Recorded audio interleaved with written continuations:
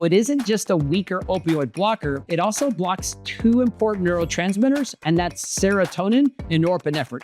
The risk and the side effects were much higher than the benefit provided.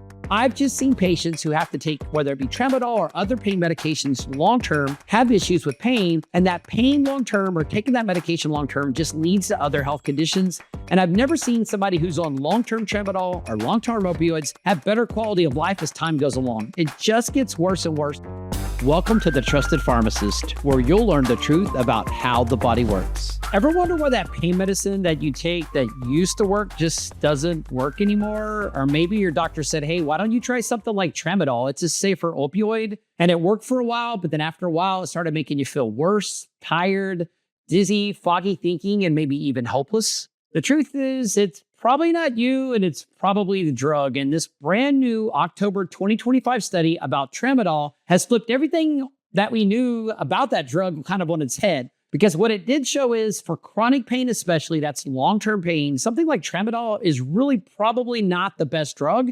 And it really barely moves the needle in terms of pain. And in most cases, it can actually cause more side effects, more issues than it even provides good. So today I want to pull back the curtain on what the data says, and it's not to scare you, but it's to empower you. It's to actually allow you to make good decisions. Because if you've been struggling with pain and you're wondering, my body's broken and what can I do to help? It's not you, and there is things you can do. You just need to understand that your body has a pain system and it's to serve a purpose, but sometimes that system can get out of balance and cause problems. And it's time to do things to maybe naturally calm it down. But it takes a step-by-step approach and not necessarily taking a pain medication. I'm pharmacist Steve Hoffart, the trusted pharmacist. In today's episode, we're going to talk about the truth behind Tramadol, what this new information says, why opioids actually can sometimes fail to help chronic pain and can actually make it worse. But more importantly, what is the new science? What's the new science about your nervous system, how it works to trigger pain, and what it's actually telling you, but more importantly, what you can do to start your healing journey. I'm a pharmacist. I'm not anti-medicine, but I am all for knowing the truth about medicine because if something can provide benefit, yes, let's consider it. But if we're causing more harm than good by taking a medication a long time, let's break down what that is and let's figure out ways to make that pain go away. So I remember as a pharmacist when Tramadol came back in the 1990s, it was a drug called Ultram. And back then, it was touted to be this new, safer opioid that was weaker, that caused less problems with addiction and side effects. It was said to have pain relief potential, kind of like Tylenol with codeine, but with less of the side effects. And we as pharmacists and even prescribers, we got all excited because we thought this could be the end-all be-all. There was a lot of problems with people abusing things like morphine and things like hydrocodone. So this was looked at as a possible solution. But a couple things you need to know, it isn't just a weaker opioid blocker, it also blocks two important neurotransmitters, and that's serotonin and norepinephrine. It blocks their reuptake, and when you do that, that allows the norepinephrine and that allows the serotonin to hang out longer. And believe it or not, we have prescription drugs that do the exact same things. Those are things like your SSRIs, which are things for antidepressants, things like you might recognize, which are like Prozac or fluoxetine, Zoloft, Lexapro. Or there are also things that are like the newer classes that are combos, which a real combo one is something called Effexor or venlafaxine. And these not only have an effect on terms of your brain because of the neurotransmitters, but can affect other different parts of the body. And that may lead to some of the side effects we're going to talk about in a little bit. And one other thing you need to understand about Tramadol is how it's broke down affects how well it helps pain. We have a whole system of metabolic enzymes in our liver called cytochrome P450 enzymes. And due to genetics, due to a number of different things, we have different propensities to break down drugs at different speeds. And there's one of them that's called CYP2D6 that specifically affects how well Tramadol breaks down. And if you don't break it down the right way, you may get better pain relief, or if you break it down too much, you may not get as much pain relief. And this also plays into those side effects. So this is where this gets a little complicated, but I'm a pharmacist and I'll break it down for you. So in the 90s when this came out, we were told it was milder, and it makes good sense because it is a milder agonist of that opioid receptor. But it's this serotonin norepinephrine reuptake, or SNRI reuptake, that increases its risk of things like seizures, serotonin syndrome, cardiac effects. And that's kind of where things begin to get off track. And then more importantly, I think you have to look at, there's a lot more things in terms of metabolism that goes into effect. So once again, Tramadol has been used as a safe drug for acute, that means short-term pain. It's the long-term use when you start messing with all these systems that causes problems.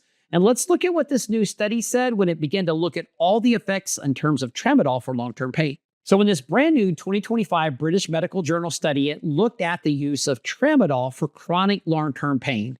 It looked at about 19 clinical trials, had about 6,500 patients, and these patients were using tramadol for things like osteoarthritis, neuropathic pain, lower back pain, for anywhere between 4 to 12 weeks. And it looked at a pain scale of 0 to 10, looked at quality of life, it looked at those type things. And what it found is when patients took this drug over a long period, 4 to 12 weeks, there was really what they would say no meaningful change in quality of life versus placebo. That means taking a sugar pill when people took tramadol. So that was kind of interesting. But more importantly, in terms of the serious adverse side effects, the serious adverse side effects almost doubled for those that were taking tramadol versus those that were taking placebo.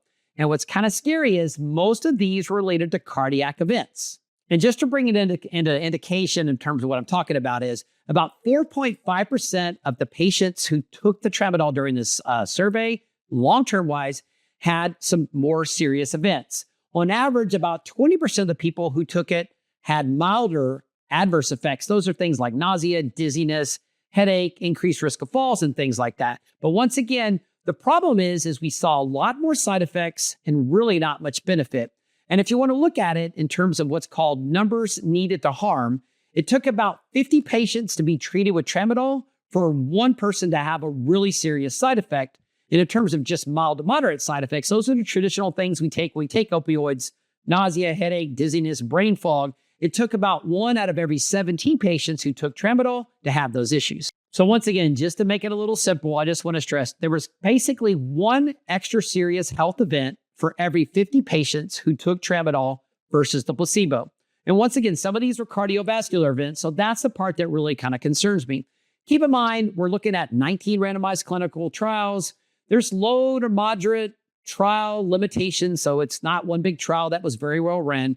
But most importantly, I think you just have to take the data that came from this cautiously, but just look at it, that the risk and the side effects were much higher than the benefit provided. And that's what I want to get into, because when we talk about opioids and we talk about tramadol for long-term pain, that's what we have to look at is what are your overall benefit if you take this long-term?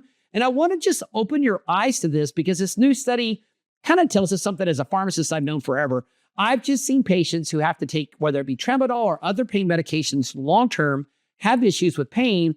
And that pain long-term or taking that medication long-term just leads to other health conditions. And I've never seen somebody who's on long-term tramadol or long-term opioids have better quality of life as time goes along. It just gets worse and worse. And that's why I want to take and look at that whole aspect of how we can help a patient make a change step by step to get better and get some relief. So as the study said, patients who took tramadol more long-term did not experience much additional pain relief. Now, I'm not talking about taking tramadol if you have a toothache and it helps knock out the pain and you get off of it. I'm talking about extended reliefs.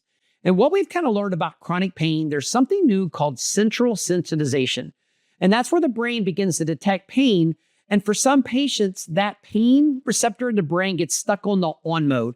And when it gets stuck on this on mode or in a high mode, even though the inflammation goes away, or let's say you break an arm and the bone heals, the brain gets stuck that pain is still there, even though the actual tissue has healed itself. And this creates a real problem. And even one thing that makes opioids even more challenging is something called opioid-induced hyperalgesia. And this means that your opioid, after it sets on that opioid receptor day after day, can actually turn up the volume on that pain and actually make the pain worse over time.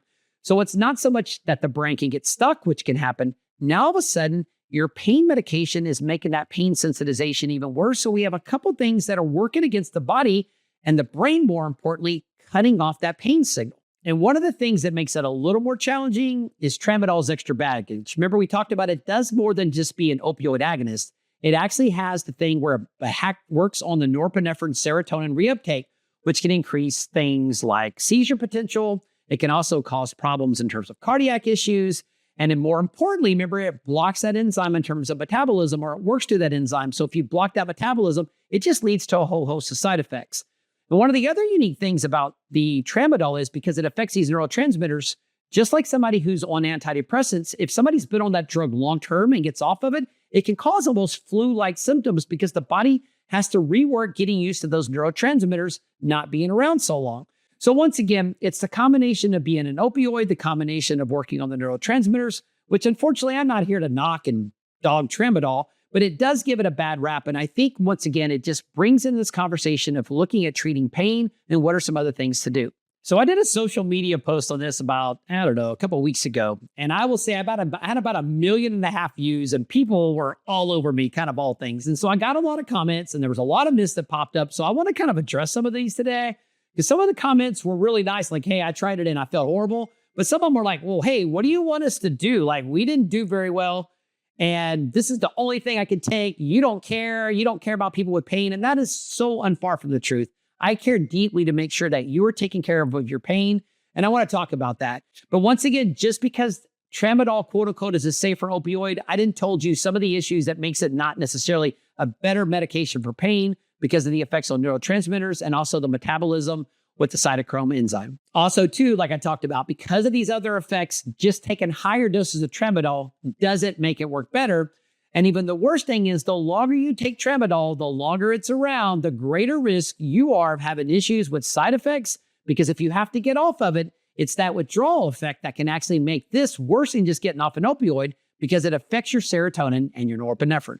One of the comments I got off the social media post from Brent was like, opioids are the most effective pain medicines. And I would agree, opioids can be effective for acute pain. I just do not like the effects that they have in terms of chronic pain and the biology and the risk, because we've been talked about how they can sensitize that pain receptors and actually make pain worse over time. And that centralization pain of the brain, if we don't address that, putting an opioid in there, it really just doesn't fix things. So that's the part I want to stress is that yes, acute pain, opioids are great. Chronic pain, we should be looking for other alternatives. One of the comments I got from Mary is, okay, so what? Are we just supposed to suffer? And I am saying no, because at the end of this podcast, as we go along, I'm going to tell you some things that have been shown to help patients with chronic pain. Even after the healing's gone, your body still has that pain signal and ways that you can break that cycle by things with like movement and sleep. And we're going to take a deep dive into that. So no, I'm not saying just suffer and don't take Tramadol. I'm saying we want to look at other things to help with pain relief. So if you are taking something like Tramadol or an opioid and you want to get off of it, once again, work with your medical provider. But I do want to stress, here are some things that you can work with your provider on to help break that cycle of being on a chronic opioid of something like Tramadol so that you can have a difference. First of all, you have to understand there is something called pain neuroscience education, which says pain doesn't always equal an injury. There's a lot of studies out that show people can have rotator cuff tears or things with the wrongs with their knees or back that can be severe, and people have no pain. But you can also have people think that they have pain, looks like they get struck with something. I saw a thing, we watched a talk from a Dr. Adrian Lowe that talked about somebody actually thought they had a nail go through their foot and through their shoe, writhing in pain, go to the emergency room, start to take off the shoe, and come to find out the nail went between the toes and it didn't even go through the foot, but it was the perception of pain because the brain sees that pain. So that's why we have to understand is that we need to retrain that brain to have those pain signals, and this pain neuroscience education can be quite amazing. If you'll check the captions at the end of this and look into like our YouTube page, I'll make sure that we have some indications of some things that you can learn more about this pain neuroscience re-education because it is quite amazing. Next, when you have pain, believe it or not, movement is important. Now, it's not no pain, no gain. I'm not telling you to wear yourself out, but it is graded exposure to movement over time is amazing to help your body with pain. It's working in movement slowly, pushing that pain threshold, then backing down, allowing recovery. Pushing again and moving forward. But if we just sit, don't move, don't do anything, it's only going to make our pain worse. Working things in like walking or biking, yoga, Tai Chi, even Pilates, once again, sore but safe is what's key in terms of helping the body move and gradually get more movement because that movement actually retrains the brain and can help with pain signals. I know you've heard me say this one before, but sleep is so critical for brain health, but more importantly for pain health. Because once again, pain signaling occurs in the brain. And what we have found through good sleep, with good sleep hygiene and relaxation, it calms inflammation in the brain and can actually help with pain over time. So we want to make sure we're having consistent bedtimes, consistent wake times, limiting nighttime caffeine, calming that mind, doing breath work, making sure we're limiting exposure to those blue lights at night. But if you can get good quality sleep, I think you will see your pain relief can get so much better. And you know me as a pharmacist, I've got to talk about supplements, and it's all about reducing inflammation and helping resetting the brain, but also resetting inflammation in the body. My favorites, obviously, you've heard me talk about magnesium a lot. It's great for that muscle aspect in terms of muscle pain. It's also great for sleep. Omega-3s has their ability to reduce inflammatory cytokines, and something like curcumin and boswellia have been shown to be tremendous anti-inflammatories to reduce a lot of the inflammation markers in the blood, HSCRP and things like that, to help the body overall control pain and help minimize some of the burden that it brings in terms of that everyday quality of life. In addition, something else I'll tell you that's been shown to be extremely helpful for pain is something like acupuncture. I know some people are like, oh my gosh, needles, that's more painful, but it's amazing that what acupuncture can do in terms of overall pain relief. So let's come up with a plan, taking all these things in a stepwise approach while you're working with your doctor to try to minimize the amount of pain medications you take and work these into your daily regimen to see if you can't break that cycle of being on a pain medication, but more importantly, trying to make sure that you get your pain under control. So first, that first 1 to 2 week journey, it's all about starting those supplements. Looking at medications maybe that you're taking that maybe you're making pain worse. Talk to your pharmacist. Because believe it or not, there's some pain medications that may be driving inflammation and making things worse. So do a medication audit. Next, start out the supplements that can help with pain and inflammation. Omega-3s, curcumin, boswellia, magnesium. Start that gentle movement, work on that sleep hygiene, give this a 2-week process. Then weeks 2 to 4, we want to look at things like stress. What is that doing? Are you gradually working up that movement? Where you were at week 1 and 2, are you now at week 3 and 4 doing a little more? Looking at things like acupuncture. Hopefully over this time, you're working with your medical provider to lower down the amount of pain medications you're on as you're working with these other things. You might even consider something like low-dose naltrexone. Once again, if you're on an opiate, you cannot take the low-dose naltrexone. You might consider something like ultra-low-dose naltrexone, but low-dose naltrexone actually with an opioid, those don't mix. It actually can potentiate a pain crisis.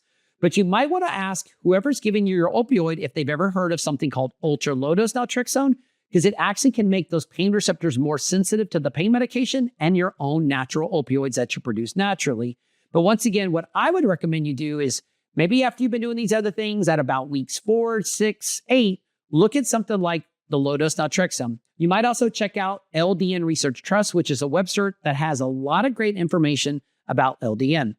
As you're starting to work on these other things, then adding some light resistance exercise, hopefully the pain's better, monitoring your pain, how it goes, work with your medical provider, and then you can start talking to your doctor about gradually maybe trying to take the pain medications you're on, like Tramadol, and start removing those doses slowly because your body will begin to heal naturally and help reduce inflammation. So if you are taking Tramadol long-term, I do want to stress you need to be careful and watch for drug interactions, something called serotonin syndrome. Whereas if you take Tramadol, which can prevent the reuptake of serotonin in the brain in those synaptic areas, but you're also taking other drugs that also block serotonin reuptake. Those are things like fluoxetine, your SSRIs, antidepressants, Lexapro, Celexa, those medications, but then again, also things like venlafaxine or Effexor. So another antidepressant to look like that works on norepinephrine is something called bupropion or Wellbutrin. Believe it or not, even your triptan drugs, these are the things that are used for things like migraines, like sumatriptan, things like Imitrex. All of those work on this serotonin syndrome. And if you mix those drugs with something like Tramadol, you can have this serotonin syndrome, which can cause pretty nasty side effects and end up in the emergency room. It's very rare. We don't see a lot, but if you have it, it can cause muscle rigidity. It can cause seizures. It can be very, very chaotic. So we want to be super careful with that. The other thing to watch out for if you're taking opioids long-term, especially as you get older, is your increased risk of falls. So you need to monitor this. Believe it or not, too, because the way the drug works on that serotonin norepinephrine, it also works on something called sodium channels. Tramadol and some of the narcotics can cause issues with palpitations. So we need to be careful of that. We need to monitor blood pressure because these can cause fluctuations in blood pressure that can further drive falls. So you need to check with your pharmacist or your doctor about drug interdictions with Tramadol and these other medications, because Tramadol is a little more likely to have this because of the effects in terms of metabolism that happen with your liver, but also the serotonin norepinephrine effects. And once again, if you're going to get off of Tramadol over time, which I hope you can, you want to work with your doctor because if you stop it too quickly, it can cause withdrawal, not just on the opioid side, but also flu-like symptoms because of this SSNRI issue. And you don't want that to run into an issue in terms of your overall health, because getting off of pain medication is hard enough. It is, but if you're having to deal with these neurotransmitter issues, it just even makes that problem even more difficult. When I did the social media reel this week, I wasn't trying to make people mad. I wasn't trying to cause frustration.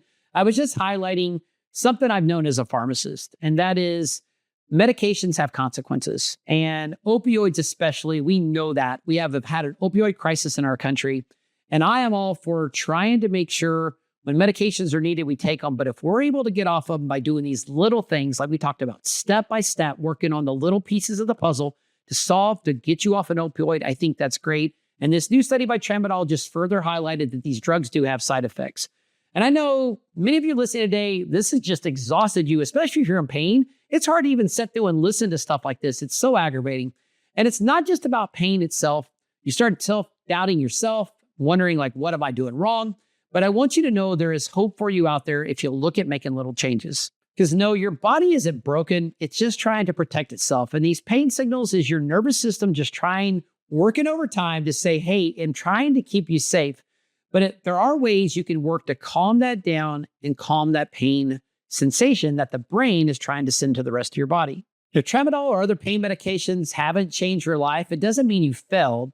It just finally means you just need to look at some different information to start over and try things the right way. And I've seen patients regain that energy, sleep, movement, and confidence by understanding how the pain system works. And really, that's what this show is all about. What are other things you can do to get that under control? If this episode helped you, please share it with someone who's stuck in that same pain cycle that you're stuck in and has all that frustration. And if you're ready to start like a pain reset journey, be sure to check the show notes. I'll list all the things that I mentioned out there that can help you basically make a checklist of things you can do, but also supplements that you can do that can help get you on the right path forward. Remember, you don't need a doctor. You don't need a pain medication to start things in the right path, because you can start fixing yourself with understanding all that we talked about today to make little changes to set up for big hope in the future. Once again, I'm Pharmacist Steve Hoffart, the trusted pharmacist, and I appreciate you listening. And always remember, chronic pain is complex. I have so much empathy for those that suffer chronic pain, but there are so many things that you can do. There is hope out there. Keep searching for the truth about how the body works, but more importantly, working on taking care of that chronic pain so you can get your quality of life back.